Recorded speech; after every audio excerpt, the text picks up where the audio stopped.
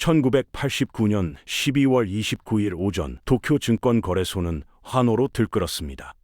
니케이 평균 주가가 38,915포인트를 찍으며 사상 최고치를 경신한 순간이었습니다. 트레이더들은 샴페인을 터뜨렸고 신문들은 일본의 세기를 선언했습니다. 그들은 몰랐습니다. 이것이 정점이 아니라 절벽의 끝이라는 것을. 당시 일본은 지구상에서 가장 강력한 경제였습니다. 도쿄 항공의 땅값이 캘리포니아 전체보다 비쌌고 일본 기업들은 뉴욕 맨해튼의 록펠러 센터를 사들였으며 할리우드의 컬럼비아 픽처스까지 손에 넣었습니다. 소니 워크맨은 미국 청소년들의 필수품이었고 렉서스는 메르세데스를 위협했습니다. 전 세계가 일본어를 배우기 시작했고 하버드 경영대학원은 일본식 경영을 가르쳤습니다. 하지만 그로부터 불과 2년 후 주가는 반토막이 났습니다. 5년 후 부동산 가격은 70% 폭락했습니다. 10년 후에도 20년 후에도 심지어 30년이 지난 지금도 일본 경제는 1989년의 영광을 되찾지 못했습니다. GDP는 제자리 걸음을 하고 임금은 오르지 않으며 청년들은 미래를 포기합니다. 세계 2위 경제대국이었던 일본은 이제 독일에 밀려 4위로 내려앉았고 곧 인도에게도 추월당할 것입니다. 대체 무슨 일이 있었던 걸까요? 왜 미국은 2008년 금융위기에서 10년 만에 회복했는데 일본은 35년이 지나도록 헤어나오지 못하는 걸까요? 그리고 지금 부동산 거품과 가계부채에 시달리는 한국은 혹시 일본이 걸었던 그 파멸의 길을 따라가고 있는 건 아닐까요? 지금부터 우리는 일본 경제 몰락의 해부도를 펼쳐놓고 그 안에 숨겨진 한국의 미래를 찾아갈 것입니다. 1945년 8월 15일 히로히토 천황의 항복 방송이 라디오를 통해 흘러나왔을 때 일본은 말 그대로 잿더미였습니다. 히로시마와 나가사키는 원자폭탄으로 증발했고 도쿄는 소위탄 폭격으로 불바다가 됐으며 오사카와 요코하마는 폐허로 변했습니다. 공장의 80%가 파괴됐고 국민의 절반은 하루 한 끼도 제대로 먹지 못했습니다. 거리에는 전쟁 고아들이 넘쳐났고 암시장에서는 쌀 한 줌이 금값이었습니다. 그런데 이 나라가 불과 25년 후 세계 2위 경제대국이 됩니다. 어떻게 가능했을까요? 첫 번째 전환점은 더글러스 맥아더가 이끄는 미군정이었습니다. 그들은 일본을 단순히 점령한 게 아니라 재설계했습니다. 전쟁을 주도했던 자이바츠 재벌들을 해체하고 지주들이 독점하던 땅을 농민들에게 나눠줬으며 노동조합을 합법화했습니다. 그리고 무엇보다 중요한 것은 한국전쟁이었습니다. 1950년부터 3년간 미군이 필요로 했던 트럭, 철판, 군복, 식량은 모두 일본에서 조달됐고 그 돈으로 일본 공장들이 다시 돌아가기 시작했습니다. 1950년 중반부터 일본은 정부 주도의 경제 개발에 돌입합니다. 핵심은 통산산업성, 즉 NITI였습니다. 이들은 산업을 선택하고 집중했습니다. 처음에는 섬유와 경공업으로 외화를 벌고 그 돈으로 철강과 조선업을 키우고 다시 그것을 기반으로 자동차와 전자제품으로 올라갔습니다. 단순히 서구 기술을 베낀 게 아니었습니다. 토요타는 포드의 컨베이어 시스템을 배워 저스트인타임으로 진화시켰고 소니는 트랜지스터 라디오를 소형화해 세계를 놀라게 했습니다. 1960년대 일본의 GDP 성장률은 매년 10%를 넘었습니다. 도쿄 올림픽이 열린 1964년 신칸센이 개통됐고 일본은 선진국 클럽에 입성했습니다. 1970년대 오일 쇼크가 세계 경제를 강타했을 때 미국과 유럽은 휘청거렸지만 일본은 오히려 기회로 삼았습니다. 에너지 효율이 높은 소형차를 만들어 미국 시장을 장악했고 반도체와 정밀기계로 승부수를 띄웠습니다. 1980년대가 되자 일본 제품은 품질의 상징이 되었습니다. 메이드 인 재팬은 신뢰의 증표였고 세계는 일본의 경의를 표했습니다. 그러나 정점의 선자는 내려올 수밖에 없습니다. 그리고 일본의 추락은 외부에서 시작됐습니다. 1985년 9월 22일 뉴욕 맨해튼 5번가의 프라자 호텔 스위트룸에서 5나라의 재무장관들이 모였습니다. 미국, 일본, 독일, 프랑스, 영국. 그들이 서명한 문서는 겨우 한 장짜리였지만 그 파급력은 폭탄과 같았습니다. 내용은 간단했습니다. 달러를 약하게 만들고 엔화와 마르크화를 강하게 만들자. 표면적으로는 국제적 불균형 해소였지만 속내는 명확했습니다. 미국이 일본에게 칼을 겨눈 것입니다. 당시 미국은 공포에 질려 있었습니다. 디트로이트 자동차 공장들이 문을 닫았고 철강 산업은 무너졌으며 전자제품 매장은 온통 일본 브랜드로 가득했습니다. 미국 의회에서는 일본 제품 불매 운동이 벌어졌고 의원들이 토요타 자동차를 망치로 부수는 퍼포먼스까지 나왔습니다. 레이건 정부는 선택지가 없었습니다. 관세 전쟁을 벌이거나 환율로 압박하거나. 그들은 후자를 택했고 일본은 거부할 수 없었습니다. 합의 직후 환율은 폭포처럼 떨어졌습니다. 1달러에 240엔이던 환율이 1987년에는 120엔이 됐습니다. 불과 2년 만에 엔화 가치가 2배로 뛴 겁니다. 일본 수출 기업들에게 이것은 재앙이었습니다. 어제까지 1만 달러에 팔던 자동차가 오늘은 2만 달러가 된 셈이니까요. 가격 경쟁력은 하루아침에 증발했고 수출 주문은 취소되기 시작했습니다. 토요타와 혼다의 공장에 비상이 걸렸고 소니와 파나소닉의 주가가 흔들렸습니다. 일본 은행과 재무성은 패닉에 빠졌습니다. 수출이 무너지면 고용이 무너지고 고용이 무너지면 정권이 무너집니다. 그들이 꺼낸 카드는 초저금리였습니다. 기준금리를 1987년 2.5%까지 내렸고 은행들에게 대출을 늘리라고 압박했습니다. 동시에 정부는 내수 진작을 외치며 재정 지출을 확대했습니다. 논리는 단순했습니다. 수출로 못 버는 돈은 내수로 채우자. 공장이 안 돌면 건설로라도 경기를 살리자. 그런데 풀린 돈이 예상치 못한 곳으로 흘러갔습니다. 공장 투자나 연구개발 대신 부동산과 주식 시장으로 몰려들었습니다. 은행들은 부동산을 담보로 한 대출을 마구잡이로 해줬고 기업들은 본업 대신 투기에 열을 올렸습니다. 땅값이 오르니 그 땅을 담보로 돈을 더 빌리고 그 돈으로 또 땅을 사는 게임이 시작됐습니다. 주식도 마찬가지였습니다. 니케이는 1985년 1만 3천 포인트에서 1989년 3만 9천 포인트로 3배나 치솟았습니다. 사람들은 이것을 성장이라고 믿었습니다. 그러나 이것은 성장이 아니라 거품이었고 거품은 반드시 터지게 되어 있습니다. 1989년 12월 일본 은행 총재가 교체됐습니다. 새로 부임한 미에노 야스시는 전임자와 달랐습니다. 그는 부동산과 주식시장의 광기를 보며 불안해했고 이것을 더 이상 방치하면 안 된다고 판단했습니다. 1990년 2월 그는 칼을 빼들었습니다. 기준금리를 인상하고 은행들에게 부동산 대출을 제한하라고 지시했습니다. 재무성도 합세했습니다. 부동산 투기 거래에 대한 세금을 올리고 토지 거래를 규제하는 법안을 통과시켰습니다. 목표는 연착륙이었습니다. 하지만 현실은 추락이었습니다. 1990년 1월 첫 거래일부터 니케이는 하락하기 시작했습니다. 처음에는 조정이라고들 했습니다. 건전한 조정, 필요한 조정이라고. 하지만 하락은 멈추지 않았습니다. 2월, 3월, 4월로 갈수록 낙폭은 커졌고 여름이 되자 시장은 공포에 질렸습니다. 1992년 8월 니케이는 1만 4천 포인트까지 떨어졌습니다. 정점 대비 64% 폭락, 시가총액으로 따지면 300조 엔 이상이 증발한 것입니다. 이것은 일본 GDP의 60%에 해당하는 천문학적인 금액이었습니다. 주식시장의 붕괴는 시작일 뿐이었습니다.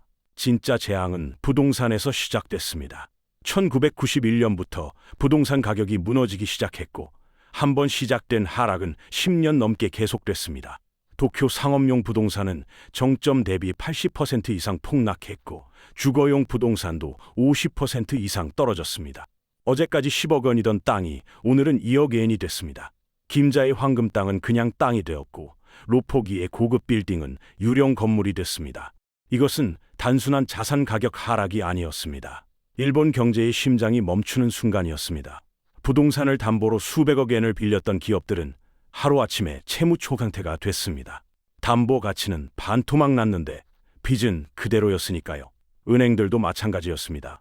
장부에는 정상 대출로 기록되어 있지만 실제로는 회수 불가능한 부실 채권이 산더미처럼 쌓였습니다. 1990년대 중반 추정되는 부실 채권 규모는 최소 60조 엔에서 최대 100조 엔이었습니다. 가장 큰 피해자는 개인들이었습니다. 평생 저축한 돈으로 집을 산 셀러리맨들은 집값은 반토막 났는데 대출은 그대로라 물린 상태가 됐습니다.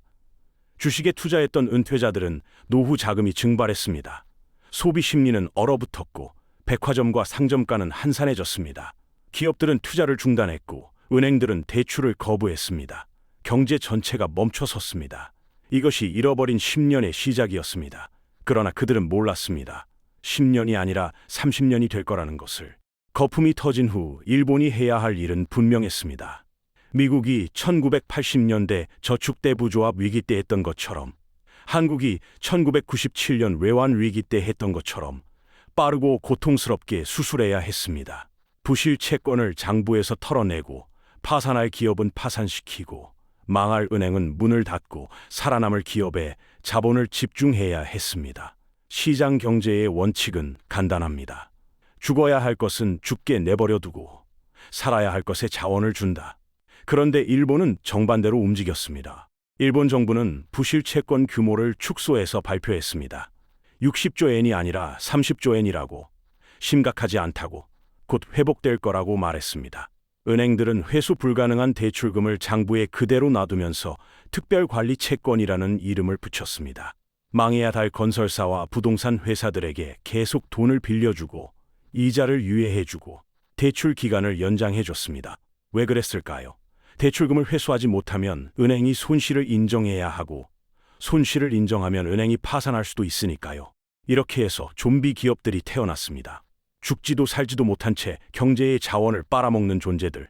이들은 새로운 투자를 하지 못하고 직원을 늘리지도 못하고 경쟁력도 없지만 그렇다고 사라지지도 않았습니다. 은행의 생명줄 덕분에 겨우겨우 버티고 있었습니다. 문제는 이들이 시장에 남아있는 한 건강한 기업들이 들어올 공간이 없다는 것이었습니다. 건설 시장은 좀비 건설사들로 포화 상태였고 부동산 시장은 좀비 개발사들이 점령했습니다. 은행도 좀비가 됐습니다. 표면적으로는 영업하고 있지만 속은 썩어 있었습니다. 부실 채권이 자본을 갉아먹고 있었고 새로운 대출을 할 여력이 없었습니다. 그래서 건전한 기업이 사업 확장을 위해 대출을 신청해도 거절당했습니다. 스타트업이 자금을 구하려 해도 문전박대당했습니다. 일본의 금융 시스템은 사실상 기능을 멈춘 상태였지만 아무도 그것을 인정하지 않았습니다. 왜 일본은 이런 선택을 했을까요? 정치적 계산 때문이었습니다. 대규모 구조조정은 대량 실업을 의미했고 자민당 정권은 그 책임을 질 수 없었습니다. 또한 일본 사회는 실패를 용인하지 않는 문화였습니다. 파산은 수치였고 정리해고는 배신이었습니다. 그래서 모두가 문제를 덮고 시간이 지나면 해결되기를 기도했습니다. 하지만 시간은 해결책이 아니라 독약이었습니다. 1999년이 되어서야 일본 정부는 은행에 공적 자금을 투입하기 시작했지만 이미 10년이라는 황금 시간을 날려버린 뒤였습니다. 좀비 기업을 방치하면서도 일본 정부는 한 가지는 열심히 했습니다. 돈을 쓰는 것. 1990년부터 2000년까지 일본이 경기 부양을 위해 쏟아부은 재정은 총 100조 엔이 넘었습니다. GDP의 20%가 넘는 엄청난 금액이었습니다. 도로를 건설하고 다리를 놓고 댐을 만들고 공항을 짓고 항만을 확장했습니다. 케인스가 살아있었다면 박수를 쳤을 규모였습니다. 그런데 결과는 처참했습니다. 경제는 살아나지 않았고 부채만 산더미처럼 쌓였습니다. 무엇이 문제였을까요? 첫째, 돈을 쓴 곳이 잘못됐습니다. 재정 지출의 대부분은 지방과 농촌으로 흘러갔습니다. 인구 5,000명짜리 산골 마을에 고속도로를 뚫고 섬과 본토를 연결하는 수십억 엔짜리 다리를 놓고 이용객 없는 지방 공항을 건설했습니다. 왜 그랬을까요? 정치 때문입니다. 자민당의 지지 기반은 지방이었고 지방 의원들은 자기 선거구에 예산을 끌어와야 재선될 수 있었습니다. 그래서 필요 없는 곳에 과잉 투자가 이뤄졌고 정작 생산성을 높일 수 있는 도쿄나 오사카 같은 대도시의 인프라는 뒷전이었습니다. 둘째, 건설 자체가 목적이 되어버렸습니다. 도로를 만드는 이유는 물류 효율을 높이기 위함입니다. 그런데 일본은 물류가 필요 없는 곳에 도로를 만들었습니다. 다리를 놓는 이유는 사람과 물자의 이동을 원활하게 하기 위함입니다. 그런데 일본은 건너갈 사람이 없는 곳에 다리를 놓았습니다.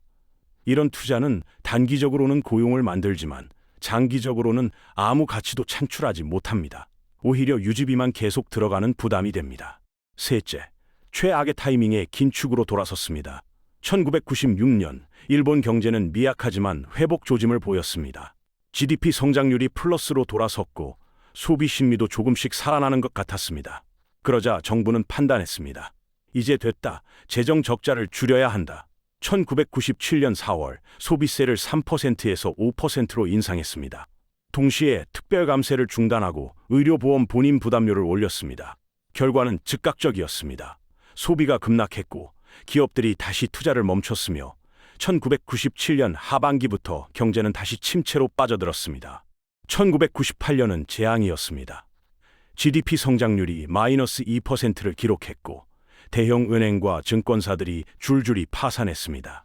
야마이치 증권, 홋카이도 타쿠쇼쿠 은행 같은 대형 금융사들이 무너졌고 실업률은 전후 최고치를 기록했습니다. 정부는 황급히 다시 재정을 풀었지만 신뢰는 이미 무너진 뒤였습니다. 핵심은 이것입니다. 일본 정부는 돈을 엄청나게 썼지만 제대로 쓰지 못했습니다. 필요한 곳이 아니라 정치적으로 필요한 곳에 썼고 효과가 나타나기 시작할 때 스스로 브레이크를 밟았습니다. 이것이 바로 정책 실패의 교과서였습니다. 경제 정책만으로는 일본의 30년 침체를 설명할 수 없습니다. 더 깊은 곳에 문제가 있었습니다. 바로 일본 사회 시스템 자체였습니다. 1980년대까지 일본 기업 문화는 세계의 부러움을 샀습니다. 평생 고용, 연공 서열, 기업에 대한 헌신, 이런 것들이 일본을 강하게 만들었습니다. 하지만 1990년대 이후 같은 문화가 독이 되었습니다. 기업들은 경기가 나빠져도 직원을 해고할 수 없었습니다. 그것은 배신이고 수치였으니까요. 대신 그들이 선택한 방법은 신규 채용을 중단하는 것이었습니다. 그 결과 잃어버린 세대가 탄생했습니다. 1990년대 중반부터 2000년대 초반에 대학을 졸업한 청년들은 정규직을 구할 수 없었습니다. 대기업들은 채용을 동결했고 중소기업들은 버티기에 급급했습니다. 이들은 파트타임, 계약직, 파견직으로 떠돌아야 했고 3대가 되어서도 정규직이 되지 못했습니다. 결혼을 포기했고 아이를 갖는 것은 꿈도 꾸지 못했습니다. 이들 중 많은 이들이 부모의 집에서 벗어나지 못했고 사회는 그들을 히키코모리, 즉 은둔형 외톨이라고 불렀습니다. 기업 내부도 경직됐습니다. 일본 기업들은 여전히 새벽부터 밤늦게까지 일했지만 생산성은 올라가지 않았습니다. 회의는 길었지만 결정은 없었고 보고서는 많았지만 혁신은 없었습니다. 상사의 말에 이의를 제기하는 것은 불경이었고 새로운 아이디어를 내는 것은 오만으로 여겨졌습니다. 소니가 워크맨을 만들었던 그 창의성은 어디론가 사라졌습니다. 애플이 아이팟을 만들었을 때 소니는 여전히 CD 플레이어를 만들고 있었습니다. 샤프가 액정 기술을 개발했지만 그것을 제품화한 것은 삼성이었습니다.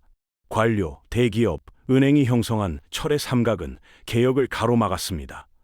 이들은 서로를 보호하고 기득권을 유지하고 변화를 거부했습니다.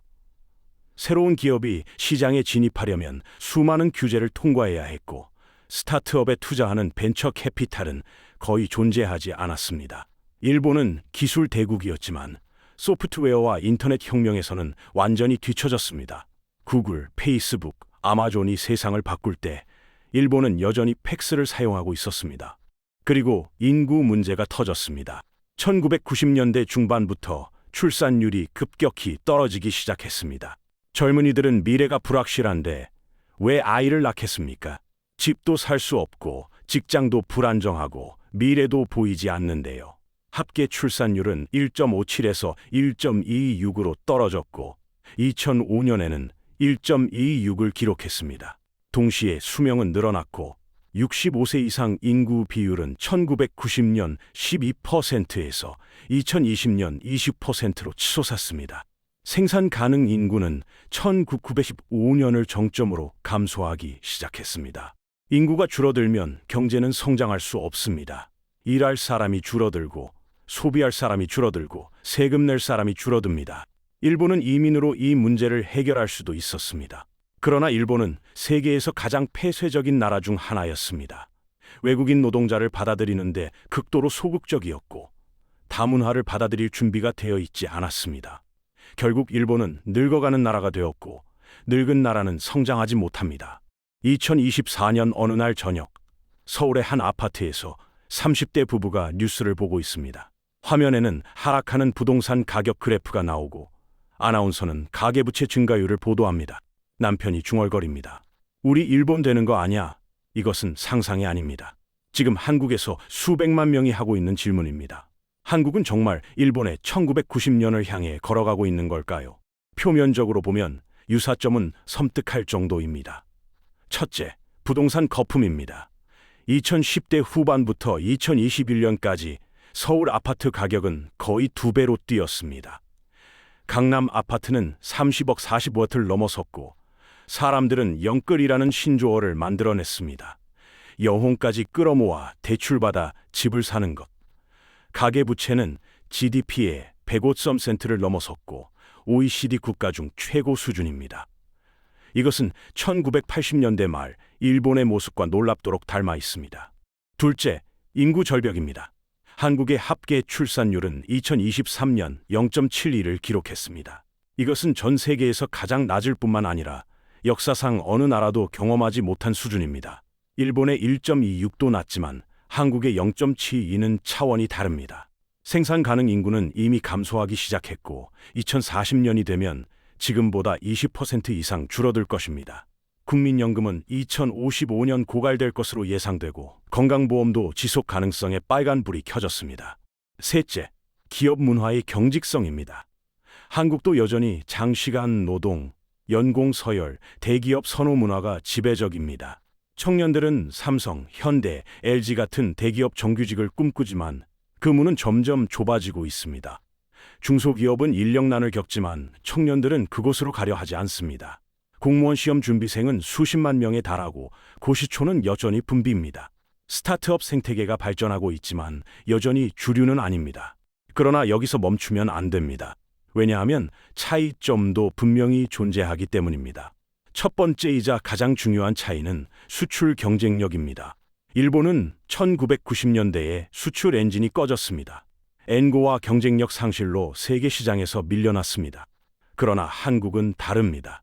삼성전자와 SK하이닉스는 메모리 반도체 시장의 70%를 장악하고 있고 삼성전자의 파운드리 사업도 성장하고 있습니다. 현대차와 기아는 전기차 시대에 빠르게 적응하며 미국 시장에서 점유율을 높이고 있습니다. LG에너지솔루션은 전기차 배터리 시장에서 세계 2위입니다. K콘텐츠는 소프트 파워를 넘어 경제력이 되었습니다.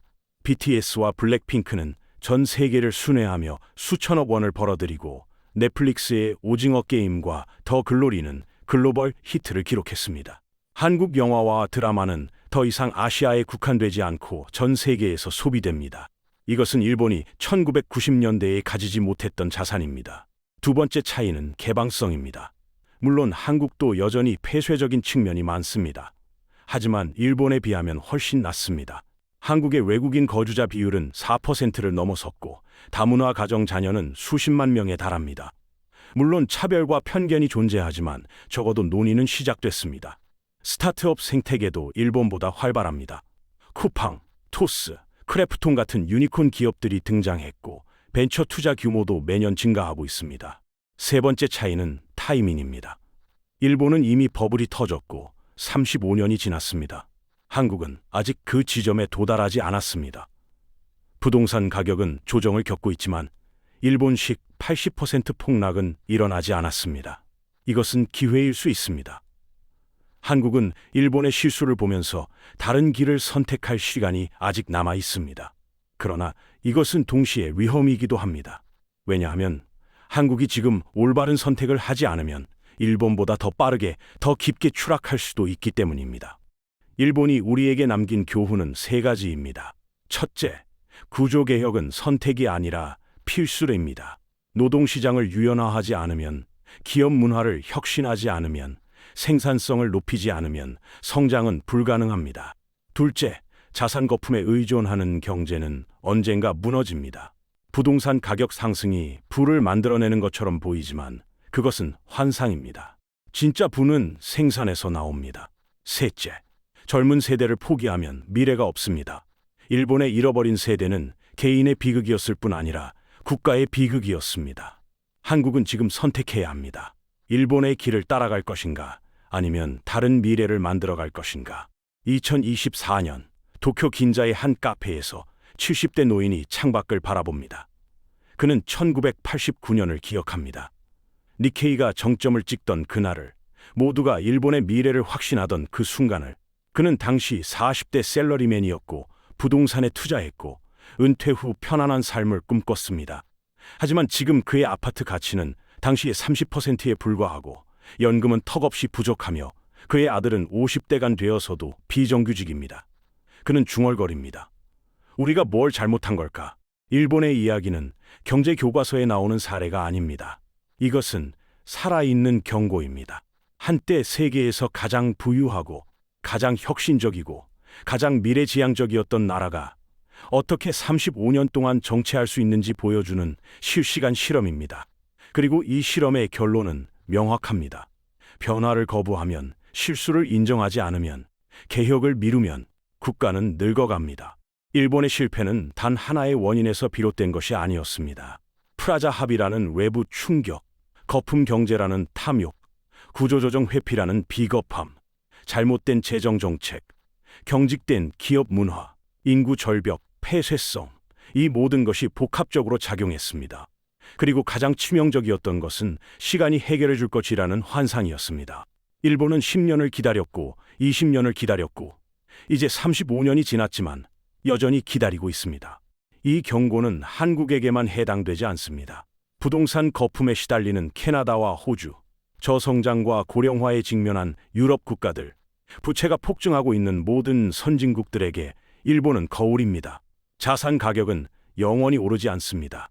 부채는 언젠가 청산해야 합니다. 그리고 생산성 없는 성장은 성장이 아니라 환상입니다. 우리가 일본에게서 배워야 할 마지막 교훈은 이것입니다. 진짜 위기는 경제가 무너지는 순간이 아니라 그것을 인정하지 않고 방치하는 시간에 있다는 것입니다.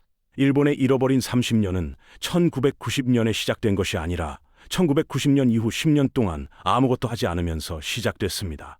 해가 다시 뜨려면 먼저 밤이 왔음을 인정해야 합니다. 일본은 아직도 새벽이 올 거라고 믿으며 어둠 속에 앉아 있습니다. 우리는 다른 선택을 할 수 있을까요? 이 이야기가 중요하다고 생각하신다면 구독과 좋아요로 더 많은 사람에게 알려주세요. 일본의 실수를 반복하지 않으려면 먼저 알아야 합니다. 다음 영상에서는 한국이 선택할 수 있는 구체적인 해법을 준비했습니다. 부동산 연착륙에 성공한 나라들의 비밀, 저출산을 극복한 정책들, 그리고 지금 당장 시작할 수 있는 변화까지, 알림 설정까지 해두시면 절대 놓치지 않으실 겁니다.